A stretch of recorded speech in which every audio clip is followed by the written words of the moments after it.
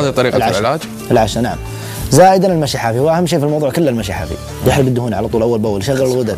الجسم اصلا مخلوق يدافع عن نفسه اصلا. لو مشينا حافين وحافظنا على الكلام اللي انا قلته باذن الله، انت قاعد تعطي اوامر للجسم انه يعالج نفسه بنفسه. يعني السمنه مش مرض، خلل.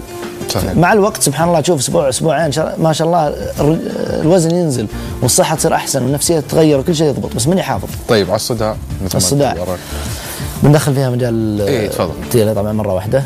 الصداع طبعا اغلبه من الابهام اللي هو الغده النخاميه والمخ والمخيخ وكذا والدماغ، كلها في الابهام. المعده، هذه المعده. طيب. والاحشاء كامله اللي منها القولون، طبعا اليد اليسار يكون القولون. طيب نبدا ندلك، طبعا اذا كان معنا تيله نقول كذا نضغط. ابدا اضغط، طبعا بشرح عشان الكاميرا. لما ابغى ادور فيها كذا انا قاعد اعطي امر ضغط.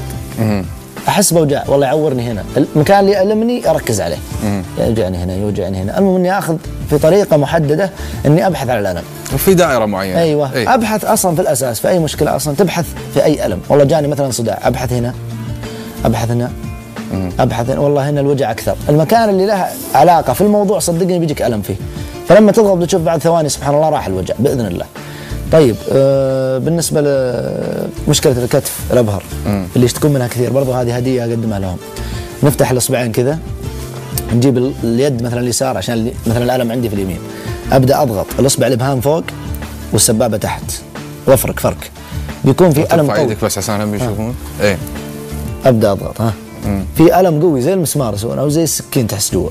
اضغط بقوه، اضغط بقوه، بعد 10 ثواني 15 ثانيه ما شاء الله ترفع يدك تشوفها ما شاء الله تغيرت، اقل شيء 50% من الالم راح. والحين في احد من المشاهدين اكيد قاعد يسوون لو جاء عادي تلقاه الحين شيء. نعم.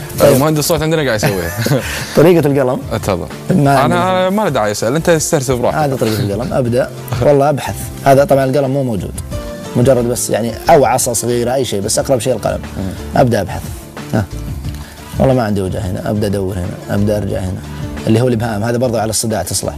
والله ما في الم، اقول اوكي، مثلا لقيت الم اغلب المناطق اللي يصير فيها الم هذه اللي هي مرتبطه بالمخ سبحان الله. ابدا اضغط وافك. طبعا دائما في المساج وانت تضغط تقول لا حول ولا قوه الا بالله، لا حول ولا قوه الا بالله. قال صلى الله عليه وسلم لا حول ولا قوه الا بالله دواء 99 داء، وفي الحديث الثاني تدفع 99 شر.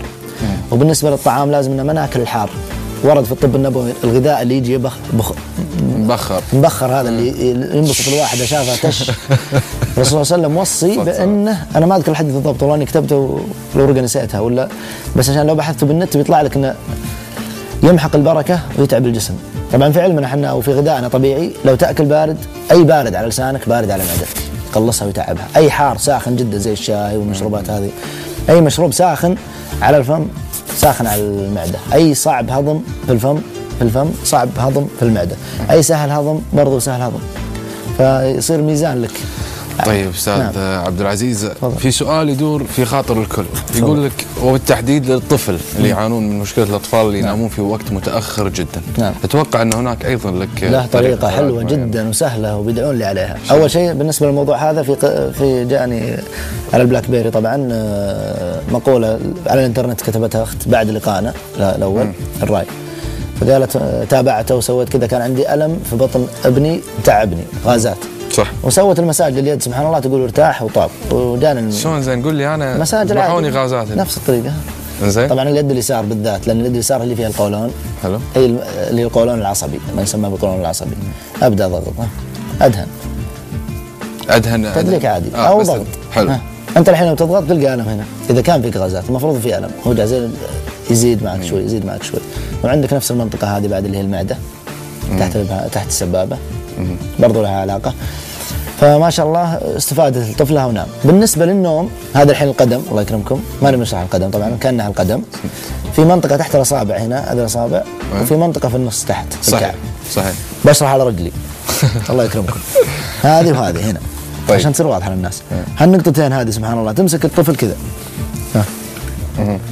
تضغط واحده بواحده، واحده فوق واحده تحت سبحان الله. القدم اليمين شوي بتشوفها خدر، قدم يسار شوي بتشوفها ثواني ما شاء الله، دقيقه بالكثير دقيقتين نجربها هذه على طول ما يحتاج، خاصه الاطفال اقل من سنه ما شاء الله. يا والله اللي اكثر اللي لهم حركه طلعوهم مشوهم في البر، خلوهم يركضون لا تبي يلعب طلعه في حديقه، طلعه في برحه جنب بيتك خله يركض حط له كوره وخليه يشوت حافي وانت بعد معه. والله يروح الطاقه اللي فيه التعب يروح. صحيح. لانه هو مسكين طفل عنده نشاط يبغى نمو. لما تمشي حتى يبي تغيير جو، انت تطور نموه، انت ما تمشي حافي تطور نموه، تفرغ شحناته الزايده اللي تروح كلها ياخذها اصلا من الايبود والبلاوي هذه كلها الالكترونيات هذه كلها تجي في راسه والبلاي ستيشن، بعدين يجيهم فرط في الحركه ويجيهم السمنه ايضا هم في المدرسه في السمنه، ويجي في المدرسه مثلا مشاكل ويتهاوش، كلها من عزله عن الطاقه. شوف عيال مثلا اقرب ناس لنا اللي هم اهل البر، صحيح. تلقى الولد راكد لا قاعد الا ثقيل ما شاء الله كانه رجال ما كان طفل. طيب استاذ عنده طريقه. استاذ عبد العزيز، يعني قبل شوي تطرقنا الى الديسك، ولكن الديسك في عده اماكن، في بالظهر، في بالرقبه. تكلمنا عن الظهر، ولكن الناس اللي تعاني من الرقبه اسباب الديسك